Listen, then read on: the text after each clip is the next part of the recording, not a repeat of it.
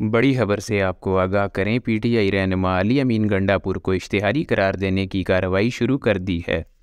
اسلام آباد کی عدالت نے پی ٹی آئی رہنما علی امین گنڈاپور کو اشتہاری قرار دینے کی کارروائی شروع کر دی ہے۔ اسلام آباد کی ڈسٹرکٹ کورٹ نے تحریک انصاف کے رہنماؤں کے خلاف دفعہ 144 کی خلاف ورزی کے کیس کی سماعت کی، جس سلسلے میں راجہ خرم نواز عدالت میں پیش ہوئے۔